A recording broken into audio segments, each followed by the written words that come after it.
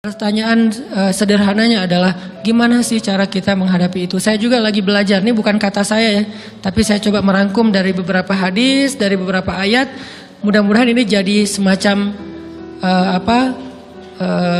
tips dari Allah, dari Rasul, cara kita supaya lebih sabar dalam menghadapi ujian, khususnya ujian perasaan.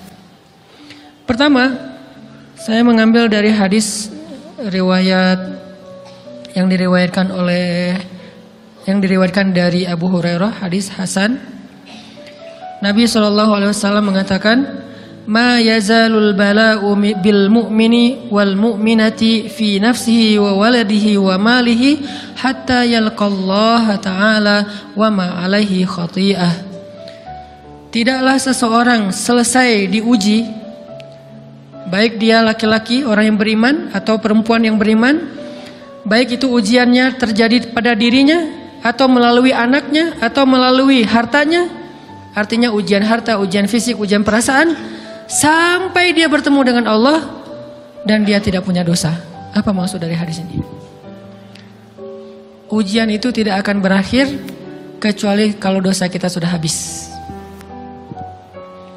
Allah akan menguji kita terus untuk membersihkan diri kita dari dosa. Sehingga yang harus kita coba bangun awareness dalam diri kita kalau lagi diuji, Allah pengen membersihkan dosa saya nih. Sehingga kita ridho dengan ujian, bukan ikhlas ya. Kalau ikhlas ibadah, kalau ujian ridho, rela. Saya ridho ya Allah, walaupun ini berat. Saya ridho ya Allah, walaupun saya berharap Engkau beri jalan keluar. Saya ridho ya Allah, walaupun saya berharap ditolong oleh Allah. Tapi tetap ridho diberikan ujian itu. Sambil berdoa diberikan jalan keluar, ditolong, diberikan keajaiban.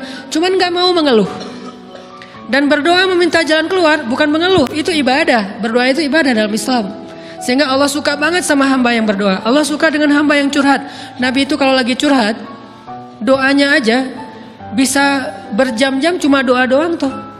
Kayak hadis Aisyah pas lagi cemburu malam-malam kan. Aisyah lagi tidur, ini jatah malamnya Aisyah. Tiba-tiba dia nyari-nyari raba-raba, Nabi nggak ada, dicari di kamar mandi nggak ada. Biasanya Nabi sholat di sebelah Aisyah. Wah, curiga nih, jangan-jangan ke rumah si Fulan. Dicari ke rumahnya, ditelepon nggak aktif, mungkin lagi dicas, datang ke rumahnya. Ketuk pintu. Hafsah, Nabi di rumah kamu nggak? Enggak Aisyah, beneran. Cari ke rumah Sofia. Sofia, Nabi di sini nggak? Enggak, beneran. Cari ke rumah Maria. Maria di sini nggak Nabi? Enggak. Kemana ya Nabi? Rumah istri-istri yang lain gak ada. Pas balik ke rumahnya, ngelewat masjid, ngelihat Nabi lagi sujud di Masjid Nabawi, di mihrab. Dan Aisyah mendengar Nabi menangis sambil berdoa. Dan sujudnya itu seperti membaca 1 juz Al-Quran. Dan itu isinya doa nangis. Robbi. Jadi kalau kita katakan gak usah banyak berdoa sama Allah, malu. Justru Allah suka kepada hamba yang berdoa. Justru sebaliknya, kalau kita jarang berdoa atau enggan berdoa, buat Allah itu orang sombong. Allah gak suka hamba kayak gitu. Kamu gak butuh saya, sama kayak kita lagi ada masalah, punya teman yang punya kelebihan harta, terus kita kayak bingung gitu nyari kesana kemari pinjaman, dia gak dikasih tahu. Pas dia tahu dari orang lain, dia ngomong apa? Kamu gak nganggap saya ya? Emangnya saya bukan teman kamu? Kok kamu punya masalah keuangan tapi saya gak dikasih tahu, malah saya tahunya dari orang lain? Tersinggung kan? Kalau teman kita aja tersinggung, apalagi Allah. Kamu punya masalah kok gak ngomong ke saya, wahai hambaku? Bukan berarti Allah gak tahu. Allah tahu, cuman Allah berhak, bukan ingin ya, berhak untuk dilibatkan. Allah berhak untuk dicurhatin.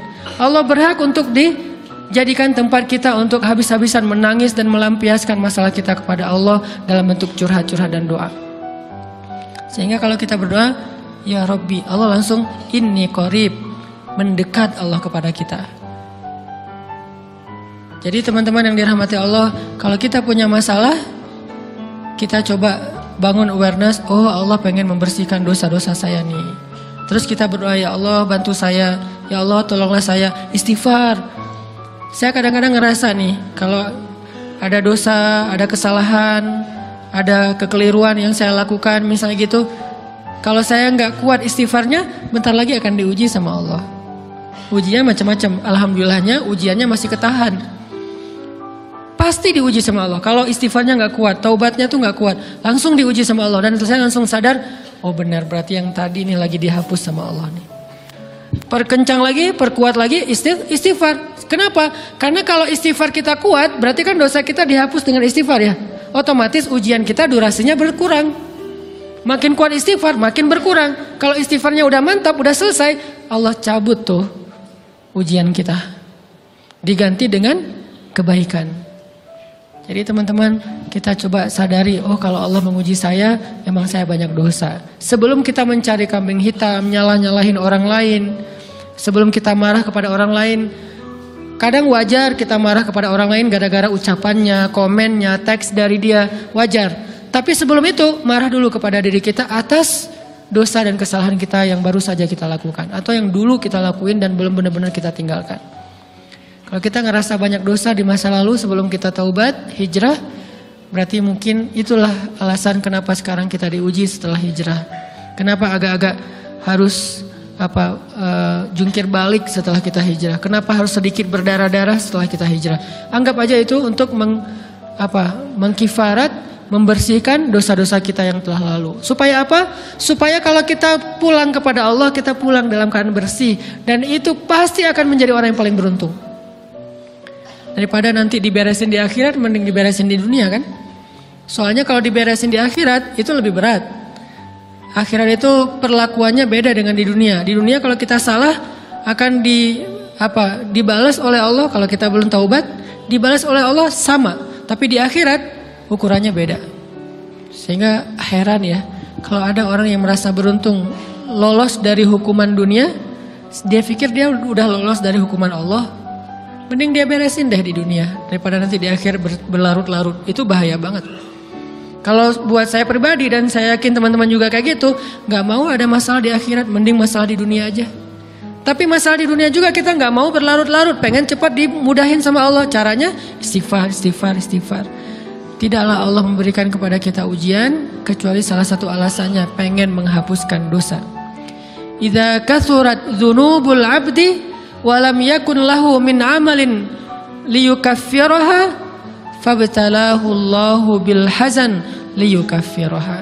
Kalau seorang hamba banyak dosa dan dia nggak cukup amal untuk mengkifarat dosa-dosanya, Allah akan menguji dia dengan rasa sedih, dengan rasa kecewa, dengan rasa berat, sakit hati untuk mengkifarat dosa-dosanya. Itu yang kita bangun. Sehingga kalau ada masalah sama orang lain, kita memperbaiki diri dulu. Bukan sibuk dengan kesalahan dia terus-menerus yang gak mau kita maafin. Misalnya ada teman kita nih, jadi clash sama kita. Hal pertama yang kita bangun, astagfirullahaladzim, saya banyak dosa nih. Tapi kan yang salah dia, ya. Tapi mungkin dia nggak akan mengatakan kalimat itu, nggak akan bersikap kayak gitu kalau kita nggak punya dosa. Allah sengaja mengutus dia untuk menguji kita lewat kata-katanya, lewat perilakunya, karena kita punya dosa. Jadi penyebab pertama diuji itu bukan teman kita yang salah, itu penyebab kedua. Memang dia salah dan itu harus kita akui, realistis lah. Dia salah, dia nggak pas, dia nggak bijak, dia apa? Oke. Tapi yang mentakdirkan dia salah kepada kita, Allah Subhanahu Wa Taala. Kenapa Allah takdirkan gitu? Karena kita masih punya banyak dosa. Allah kirim kita ujian, bisa manusia, bisa alam, bisa dalam diri kita sendiri. Itu semuanya adalah cara Allah untuk menguji kita dan membersihkan dosa-dosa kita. Ini yang kita bangun pertama. Yang kedua, kata Nabi di dalam hadis Bukhari, "May yuridillahu bihi khairan." Yang terkenal kan yufaqihu fiddin, itu yang terkenal. Ternyata ada dua modelnya. Ada may yuridillahu bihi khairan yufaqihu fiddin. Siapa yang Allah pengen kasih dia kebaikan kebaikan, Allah akan buat dia mengerti halal dan haram. Itu berarti Allah sayang sama dia. Ini satu model hadis. Ada model yang kedua, mirip redaksinya. May yuridillahu bihi khairan yusib min. Hadis Bukhari. Siapa yang Allah pengen ngasih dia kebaikan, Allah uji. Hah? Kok gitu caranya? Ternyata kayak gitu rahasianya. May yuridillahu bihi khairan, siapa yang Allah pengen ngasih dia kebaikan, Allah kasih dia musibah atau ujian. Kenapa bisa seperti itu, Ustaz? Fa inna ma'al usri yusra, Inna ma'al usri yusra. Seolah-olah Allah bilang di dalam ayat itu, kalau kalian mau dapat kemudahan, biasanya lewatnya kesusahan dulu. Kalau kalian pengen dapat keberuntungan, biasanya dapatnya kerugian dulu. Tapi keberuntungan dan kerugiannya pasti nggak sebanding. Keberuntungannya jauh lebih besar daripada kerugiannya. Kerugian itu kayak modal doang, DP. Jadi kalau kita mau dapat kejutan dari Allah, Allah kasih kita DP. DP-nya apa? Ujian. DP-nya musibah. DP-nya rasa nggak nyaman. Itu DP tuh. DP terhadap apa? DP dari Allah terhadap hadiah-hadiah besar yang Allah pengen ngasih ke kita setelahnya. Cuman banyak orang yang menolak DP ini. Sama kayak kita misalnya. Kalau kita mau ngasih dia hadiah, kita kasih dia kayak kejutan dulu. Dia lagi ulang tahun nih, disiram air dulu. Setelah itu dikasih hadiah-hadiah yang mahal. Rela nggak disiram air demi hadiah? Rela, udah siramin lagi aja. Kalau setelahnya ada hadiah. Yang kita nggak rela, kalau setelah disiram disuruh bersih-bersih sendiri dan nggak dikasih apa-apa, kan nggak rela tuh. Berarti ini bab iman. Yakin nggak kalau Allah tetap ngasih hadiah? Kan sabar dan iman itu ternyata tahu aman, kembar. Kalau kita yakin Allah ngasih hadiah setelah ngasih kita DP ujian, ya kita akan sabar. Gak apa-apa deh, bentar lagi mau dikasih hadiah, digini-giniin juga gak masalah. Dibully, diapain sama Allah, biarin aja. Ya Allah saya sabar, kan bentar lagi mau dikasih hadiah nih. Ini masalah yakin. Tapi kalau kita gak yakin, apa sih maunya Allah gitu kan? Begitu kalimat ini keluar, maka yang muncul setelahnya adalah mengeluh, berputus asa, dan gak akan sabar menghadapi ujian. Ujian, kata Nabi, may yuridillahu bihi khairan, siapa yang Allah pengen kasih hadiah, siapa yang Allah pengen kasih kejutan, siapa yang Allah pengen kasih pertolongan, siapa yang Allah pengen kasih kebaikan, yusib min, Allah akan uji dia dulu. Ini sunnatullah. Sehingga kalau kita lagi diuji, yang kita lihat jangan ujiannya, apa setelah itu. Gimana ngelihatnya Ustaz? Gak kelihatan. Dengan mata hati. Istafti qalbak, tanya kepada hatimu, kelihatan gak? Dengan mata hati. Gimana ngelihat dengan mata hati? Dengan iman, saya percaya Allah pasti ngasih kebaikan setelah ini. Orang Allah sendiri yang ngomong, gak ada satu huruf pun di Al-Quran yang salah. Apalagi satu ayat, apalagi dua ayat. Fa inna ma'al usri yusra. Ditegesin lagi, inna ma'al usri yusra. Tapi usr dulu, baru yusr. Dikasih kesusahan sedikit, dikasih kemudahan yang banyak. Dikasih kesusahan sedikit, dikasih kemudahan yang banyak. Ini yang kita coba bangun, tajdidul iman. Bangun memperbaharui yakin. Sehingga ketika kita diuji, sedih, wajar. Mengaduh sedikit, bukan mengeluh ya. Kalau mengeluh kan nyalahin Allah. Kalau ngaduh, yang namanya orang dicubit kan, itu ngaduh. Tapi kalau, apa sih maunya Allah? Nah itu ngeluh. Antara mengadu dengan mengeluh berbeda. Mengaduh, itu manusiawi. Sedih, itu manusiawi. Air mata, bahkan bukan hanya manusiawi, itu rahmat dari Allah. Orang yang gak bisa menangis itu yang bahaya. Kalau kita masih bisa menangis, berarti kita masih peka hatinya. Bukankah anak kecil paling sering menangis? Berarti hatinya peka. Siapa lagi setelah ini anak kecil yang paling sering menangis? Cewek. Cowok itu emang gak punya perasaan, makanya jarang nangis. Cewek dikit-dikit nangis. Jangan bilang, cemen banget sih nangis, cengeng apa. Enggak, karena dia perasaannya lebih peka dari kita. Itulah kenapa Allah menitipkan bayi kepada perempuan. Kalau dititipin ke laki-laki hancur. Di balik kepekaan perempuan, di balik sensitifnya perempuan, di balik perasaannya yang luar biasa, di situ Allah Subhanahu wa taala menitipkan amanah, dia yang paling baik dalam merawat bayinya. Perempuan secara umum mungkin lebih banyak bicara daripada laki-laki ya. Walaupun ada orang yang perempuan pendiam banget, ada yang nggak ngomong sama sekali, misalnya diem-diem aja, ada. Tapi secara umum perempuan lebih banyak berucap daripada laki-laki. Emangnya ini kekurangan? Bukan. Ini kelebihan. Kalau dia berikan itu dalam hal yang tepat. Apa yang tepat? Mendidik anak. Justru karena perempuan banyak ngomong, lebih baik dalam mendidik anak daripada laki-laki. Laki-laki itu kurang mendidik, kurang mengedukasi kepada anak dengan usia tertentu karena dia jarang memahamkan. Salah hanya marah, salah hanya ditegur. Kalau ibunya jelasin, gini sebelum tidur ibunya yang ceritain banyak cerita. Saya sendiri ngalamin. Sering mana seorang ayah sama ibu interaksi sama anak dalam bentuk verbal. Sering ibu. Jadi menangis itu rahmat dari Allah. Gak apa-apa, nangis aja. Dan itu tidak disebut mengeluh. Kamu kok nangis sih? Kan orang Islam harus sabar. Emangnya nangis dengan sabar itu bertolak belakang? Sabar tetap sabar, ya nangis jalan aja terus nangis. Nangis apa pakai nangisnya nggak cuma nangis doang, emotikonnya juga nangis, berderai-derai gitu. Sampai air matanya menggenang gitu kan ya. Boleh lah. Ditambah lagi dengan visual menangisnya, posting bahwa dia lagi tertusuk duri dengan postingan kaktus atau apalah. Dia pengen share ke semua orang bahwa saya sedang sedih. Sehingga nanti ketika ada orang yang menghibur dia dengan sedikit kata-kata yang sabar ya segala macam, wah makin berderai-derai. Itu belum jadi. Kecuali dia keluarkan kata-kata mengeluh, baru dia disebut orang yang banyak mengeluh, berputus asa. Kalau mengaduh wajar. Walaupun ada nabi udah diuji berat nggak mau mengaduh, apalagi ngeluh. Zakaria digergaji mengadu aja nggak. Kenapa? Karena kata malaikat kalau kamu mengadu sedikit aja, maka Allah Subhanahu Wa Taala akan menghancurkan kaum ini. Dia kasihan kepada kaumnya, nggak mau mengaduh. Satu-satunya orang yang kita tidak boleh mengaduh hanya orang tua. Atau itu mengeluh kalau untuk orang tua. Kalau yang lain nggak disebut mengeluh. Kalau ke teman, malas nggak apa-apa. Jangan sering-sering tapi. Apaan sih? Ke teman boleh. Tapi ke orang tua, saja itu bukan lagi mengaduh, itu sudah mengeluh. Khusus untuk orang tua. Kalau diantara manusia. Kalau kepada Allah dan Rasul, pastinya lebih dari itu. Ketika kita diam saja, tidak langsung beranjak sami'na wa ata'na labbaik ya rabbi wa sa'daik, enggak memenuhi panggilan Allah, itu sudah disebut bagian dari kufur ingkar. Tapi minimal kita mungkin masih mengaduh, kita masih menangis, kita masih lelah, kita masih merasa lemah, setidaknya kita tidak mengeluh. Kenapa? Kita percaya Allah kalau mau ngasih hadiah kepada hambanya, DP-nya itu ujian. Dan yakinlah hadiahnya minimal 10 kali lipat lebih baik daripada ujian itu.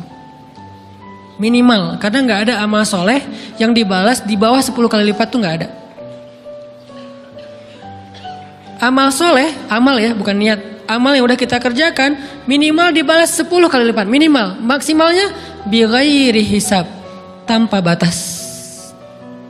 Bighairi hisab, tanpa batas. Ada yang 700 kali lipat kayak sedekah. Tapi tetap aja ayat sedekah di akhirnya ujung-ujungnya apa? Bighairi hisab juga kan? Berarti sedekah itu minimal dibalas 700 kali lipat minimal. Kalau kita yakin. Selalu syaratnya kalau kita yakin. Dan saya ngebuktiin itu banget. Saya pernah ngalamin lagi jalan-jalan di sebuah kota yang ada becak kayuhnya, becak sepeda gitu ya. Jalan terus saya bilang, Pak berapa ongkosnya? 20.000. Udah naik aja 20.000. Karena kita keliling-keliling kota, ternyata saya jadi kasihan sama dia 20.000. Kasihan kan 20.000 dibayar keliling kota, walaupun pas mampir beberapa tempat mungkin dia dapat tips ya. Tapi saya nggak tega gitu, dia cerita tentang anaknya lagi sekolah, apa segala macam, makin bikin baper kan. Pas selesai, saya kasih dia 100.000. Dari 20.000 dikasih 100.000 karena kasihan. Dan saya yakin nggak mungkin sedekah itu sia-sia. Kan Nabi bersumpah kan, demi zat yang jiwaku di dalam genggamannya, tidak berkurang harta karena sedekah. Demi Allah kata Nabi, nggak berkurang harta karena sedekah. Berkurang harta karena belanja, ya. Berkurang harta karena pacaran, banget. Modal banget kan, apalagi buat cowok. Tapi berkurang harta karena sedekah, nggak mungkin kata Nabi. Demi Allah nggak berkurang harta karena sedekah. Berkurang harta karena istri, nggak. Karena memberi kepada istri itu pahalanya lebih gede daripada sedekah. Makanya ngemodalin pacaran setelah nikah itu tumbuh berkah. Modal pacaran sebelum nikah itu apes. Jadi kalau pengen modal nih, ngemodalin cewek, traktir, ngapa-ngapain, bayarin, jangan sebelum nikah. Sebelum nikah jadi orang pelit aja, nggak apa-apa. Tapi setelah nikah jor-joran ngasih, apalagi yang, bayarin semuanya. Kenapa? Pahalanya lebih gede daripada sedekah. Bahkan lebih gede daripada infak fi sabilillah. Seorang suami memberi nafkah istri, itu pahalanya terkadang lebih besar daripada kita berinfak untuk fi sabilillah, untuk korban perang. Saya heran kalau ada orang sedekahnya rajin tapi ke istrinya kikir, aneh, berarti dia nggak ngerti konsep. Padahal memberi kepada istri itu selama itu kebutuhan pokok ya, dan sedikit entertain, nggak apa-apa asal nggak berlebihan, itu luar biasa. Makanya saya kalau jalan sama istri yang yang mana? Itu yang Onit suka. Oh ya, Onit suka. Kasih aja. Kenapa? Minta ini. Kasih. Selama ada kan kenapa nggak dikasih kan ya? Nanti Allah ganti. Makin rajin kita ngebayarin istri kita, ngebelanjain istri kita, makin Allah ngasih yang kita nggak pernah duga-duga. Sampai istri kita cemburu sama kita. Kok kamu duitnya banyak banget sih? Kan gara-gara aku sering ngasih ke kamu. Ya udah sini lain lagi. Mau ditransfer berapa gitu kan ya? Saya ngasih 100.000 ke si bapak. Dan saya yakin teman-teman sedekahnya pasti lebih dari itu karena 100.000 saya sebut. Kalau 1 juta ke atas saya nggak mau nyebut, malu dong, ria ya.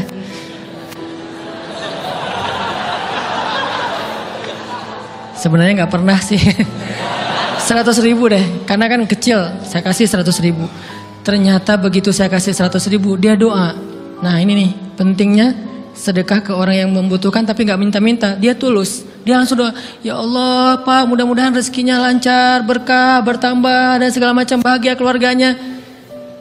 Doa-doa ini semuanya dikabulkan dalam hitungan hari. Pertama, bertambah bahagia rumah tangganya, dapat kecupan dari istri. Dia nganggap suami saya cowok banget sih. Mulai 1 nih.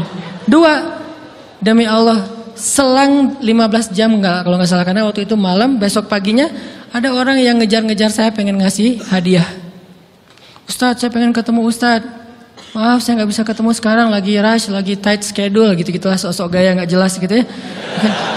Terus Ustadz saya pengen banget ketemu, dia nggak ngomong pengen ketemu apa.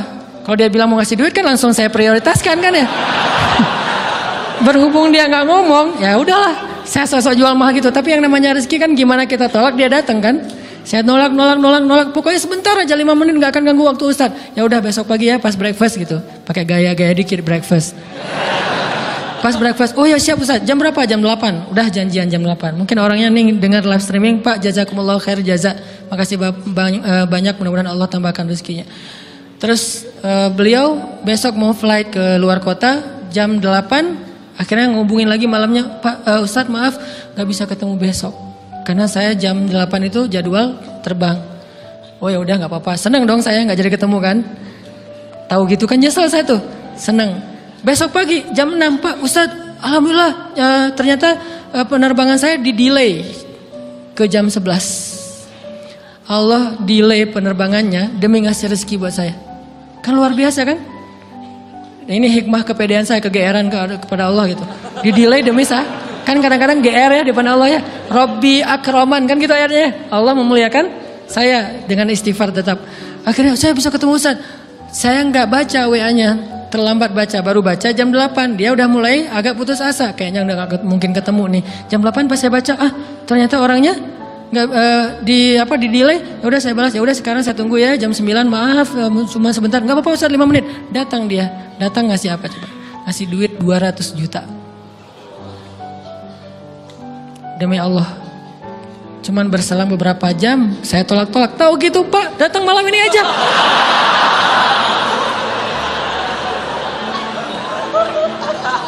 Harusnya malam itu juga saya cari orangnya. Kalau perlu saya yang nyamperin Bapak, Sherlock, saya kejar. Manusia gitu banget ya. Tapi Masya Allah di situ saya jadi tahu, oh doa orang itu lebih akurat, lebih mantap, lebih diijabah daripada doa saya. Mungkin bukan karena sedekah, tapi karena doa setelah sedekah, ya Allah dan segala macam dimudahkan sama Allah. Itu luar biasa loh. Saya nggak percaya, saya pikir main-main. Orang nih iseng kayaknya pengen ketemu doang, pengen selfie. Ternyata pas saya cek, ditransfer, di capture, Ustadz udah ditransfer. Saya, jangan-jangan nih jebakan Batman gitu ya. Nyari-nyari sana segala macam. Alhamdulillah ternyata emang niat baiknya pengen. Alhamdulillah saya terkesan, saya dapat hidayah lewat Ustaz segala macam. Sekarang saya pengen membalas jasa Ustaz walaupun kecil 200 juta. Untung saya nggak kaget dan kemudian pingsan. Pak 200 juta stroke kan ya, bahaya. Lebih mahal dari 200 juta. Ini keajaiban ya teman-teman. Jadi kita tuh, saya kan sering bilang keajaiban itu terjadi tergantung tingkat iman. Bukan saya udah soleh banget, enggak. Saya belajar terus untuk yakin deh sama Allah. Modal kita tuh kan gini sebetulnya kan. Duit kita tuh banyak loh teman-teman, cuman gak disimpan di bank, gak disimpan di saku, disimpannya di sisi Allah. Bedanya apa sih? Kenapa kita kalau disimpan di bank tenang? Saya lagi punya duit banyak dari 100 juta, di mana? Di bank, aman. Kenapa kalau disimpan di saku aman, tenang? Kenapa kalau disimpan Allah nggak tenang? Kenapa kalau disimpan di Allah kita bilang nggak punya duit? Ini kan nggak fair sama Allah. Nggak punya duit nih. Siapa bilang nggak punya duit? Kan ada Allah. Tinggal minta sama Allah. Tapi nggak ada wujudnya. Tapi kan ada janjinya. Bukankah janji Allah lebih kuat daripada wujud? Bukankah iman harusnya lebih mantap daripada sesuatu yang konkret yang kita lihat? Ada duitnya di sisi Allah. Kenapa nggak dikasih? Karena kita belum butuh. Kalau kita yakin duit kita itu ada di Allah, tapi dikasihnya pas kita butuh. Begitu butuh ya Allah, langsung dikasih sama Allah. Itu banget benar-benar terjadi dalam kehidupan kita. Pasti kayak gitu. Tingkat tergantung kita yakin apa enggak. Nih, kalau Allah bilang may yuridillahu bihi khairan, Allah kalau pengen ngasih hadiah kepada seorang hamba, Allah kalau pengen ngasih kejutan kepada seorang hamba, yusib, Allah kasih dia ujian sedikit aja. Wala nabluwannakum bisyai', sedikit, bisyai'im minal khawf wal ju' wa naqsim minal amwal wal anfus wath thamarat wa basyiris sabirin. Kami uji sedikit aja dengan rasa lapar, dengan rasa takut, dengan sedikit kekurangan ini dan itu, sedikit. Tapi wabasyiris sabirin, sampaikan kejutan kepada orang yang bersabar. Sampaikan kejutan kepada orang bersabar. Jadi bisa dibilang kejutan-kejutan hidup kita itu munculnya dengan iman dan sabar. Dengan iman dan sabar. Iman artinya yakin, husnuzon sama Allah. Ana inda dhanni abdi bi. Aku tergantung prasangka hambaku kepadaku.